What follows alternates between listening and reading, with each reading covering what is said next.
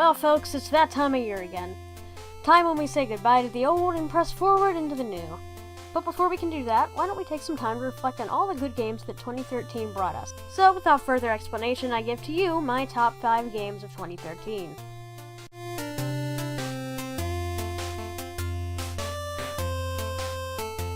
Back in April of this year, I heard that most of my friends were really excited about the new Animal Crossing game that was coming out for the 3DS.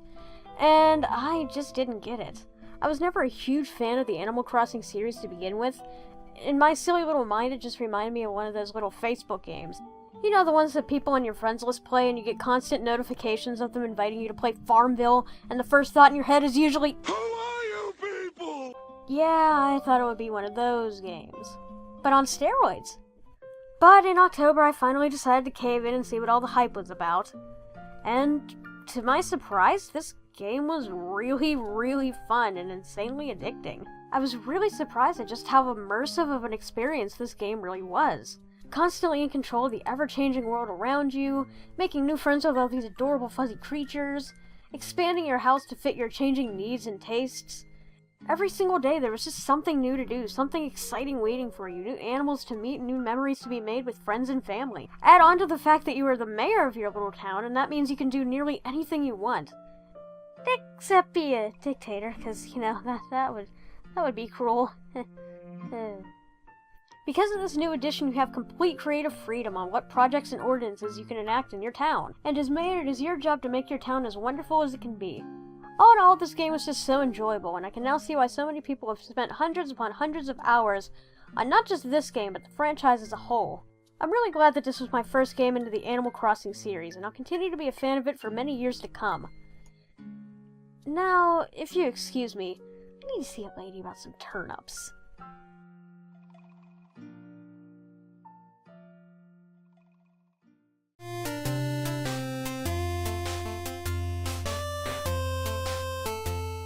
Okay, so if we want to get technical about it, this isn't really a 2013 game.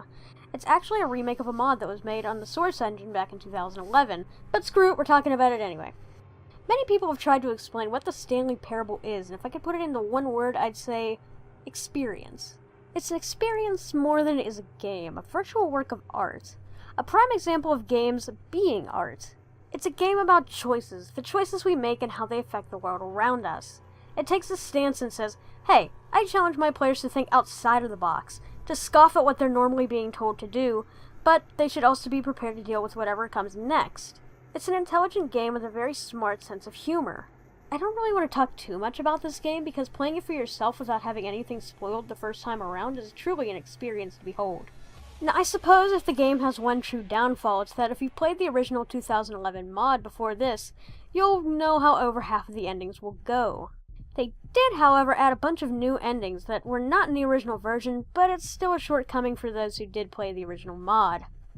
Most of all, this game excels above and beyond at giving the player a reason to want to discover, a reason to continue. It has a message it wants to tell you, but it's not going to shove it down your throat.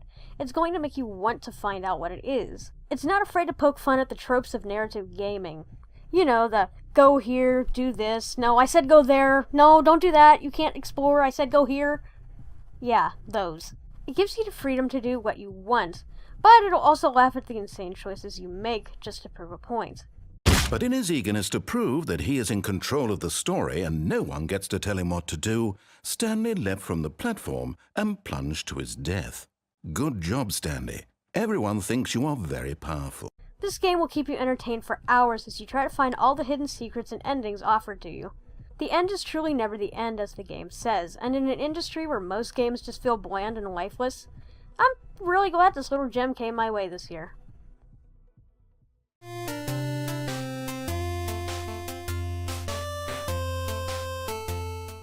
Much like Animal Crossing New Leaf, this one's going to require a bit of backstory as well. Before E3 2013, we knew that Nintendo would announce the next big 3D Mario game for the Wii U, and I was really excited. Until I saw it was just a Super Mario Land continuation.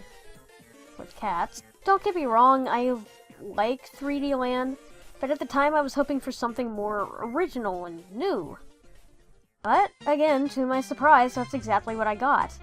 I'll be completely honest, I haven't had this much fun with a Mario game since Super Mario Galaxy. Considering Mario Galaxy is my favorite Mario game of all time, that's really impressive in my eyes. The levels were so well designed and the power-ups so fresh and useful. Although, maybe a bit too useful. And the music, my god, the music. Some of these songs instantly became classic video game songs for me. Super Mario 3D World will have you coming back time and time again if you want to complete the experience as a whole. Add on to the fact that there are, spoilers, 5 playable characters bringing something new to the table that the others cannot, and you've got yourself quite a bit of content. From Catsuit to Spin Jump, Super Mario 3D World restored my hope for future Mario games. Not that the others were bad or anything, just kinda stale. You know what, screw it, we're moving on.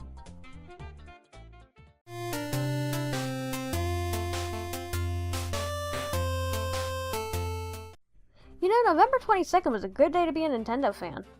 Not only did we get Super Mario 3D World, but we also got a new Zelda title all at the same time. Taking the number 2 spot on this list is The Legend of Zelda: A Link Between Worlds.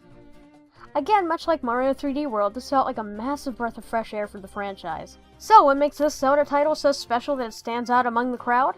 Simple. The ability to change perspective at will. Sort of like we got a paper Zelda thing going on. Except it's not paper, more like hieroglyphics? You know, I feel like that joke's been made. This opens so many possibilities for the series you can't even imagine. Because of this one feature, the puzzles in this game felt so inventive and clever that you couldn't help but say to yourself, wow, that was really smart. To me, it was one of those games that honestly made you feel smarter as you continued to play. And of course, you've got the story, which I really did think was interesting and thought-provoking, but to be fair, it wasn't the major focus for me. Not only that, but this game granted you the freedom the likes of which the series has not seen in a long time. No more, "Hey, listen!" or, "Master, there is a 100% chance you need to open this door to fight a boss. Also, your batteries are dying, even though we told you this 5 times already." Well, A Link Between Worlds said screw that, took you aside and said, hey, you know, you're grown up now, and we honestly feel you can figure this all out on your own. So, just how did they demonstrate this freedom? Through Ravio. What, that little humanoid Nabbit ripoff that was already a ripoff of the Rabbids? Sure. You see, because of him, you could access nearly all the items you needed to complete a dungeon at will. If you had the cash. And because of this, I could make what was supposed to be my 3rd dungeon my 1st dungeon. Because, you know what? I like a challenge. My point being, this game was a massive step forward for the Zelda franchise, and this is by far my favorite 2D Zelda to date, and one of my favorite Zelda games, period. That being said, I look forward to Hyrule Warriors and Zelda Wii U as we tackle the future.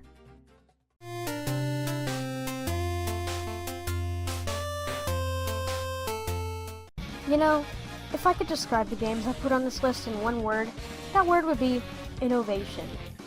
2013 was a year of innovation for gaming in my eyes.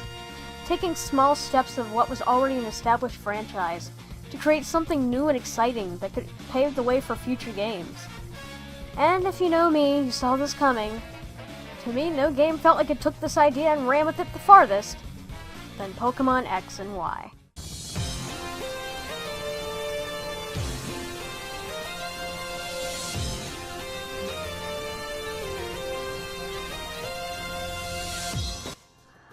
Oh boy, where do I even begin with this one? Pokemon X and Y was a very needed step for the series to take, taking away the sprites of old and creating Pokemon into full 3D environments. However, that isn't even a fraction of what this game did right. How about player interaction? Well, instead of needing a million friend codes and having to go to the Pokemon Center to do anything with a friend, you have the whole world of trainers right there at the bottom of your screen to talk to, battle, and trade with. How about character customization? Yeah, after 15 years, it finally has that. It also features a beautiful new region based off of France, as well as a rather deep and sometimes disturbing story. Well, I guess that's nice and all, but how about something to really shake up the core mechanics and gameplay? How about 68 new Pokemon being added to the roster, each with decent designs, different mythos, and unique battle strategies? Is that still too much of the same for you? Well, how about we add a brand new type? The Fairy types. Sound girly? Not really. They were added to balance out the metagame and finally dethrone Dragon types as being one of the strongest types in the game. Is that still not enough for you? Well, how about this? Mega Evolutions. This is where Game Freak decided to take some of the more useless Pokemon of old and allow them to truly shine. along with giving some fan favorites a rather fancy makeover. Well, what if you're new to the Pokemon metagame? Simple. They added super training and a whole bunch of changes to breeding that really made making the perfect Pokemon a breeze. What if you're one of those people who grows sentimental towards their Pokemon? Well, they added Pokemon Me, where it really felt like it was Nintendogs plus Pokemon, where you could truly interact with your favorite little creatures. Honestly, the list goes on and on of all the things that this game had to offer. To those who haven't given the series a chance in a very long time, please, I really encourage you to try it now. If you have a 3DS, it's gotta be a crime to have at least not played this game at some point. All of this is what I love to see in a game: innovation. Something that can take an idea so timeless and change it up just enough to make it fresh time and time again, but not to the point where the old charm seems foreign. If 2013 showed me anything, it's that gaming has a lot to offer us in the years ahead. And I didn't even cover all the amazing little gems we received this year. So do yourself a favor. Go out and play some of the amazing games this year had to offer. And now, I make a toast to the new year and all the surprises and memories we have yet to make in it. I'm Lightning, and thanks for watching. Have a great gaming year.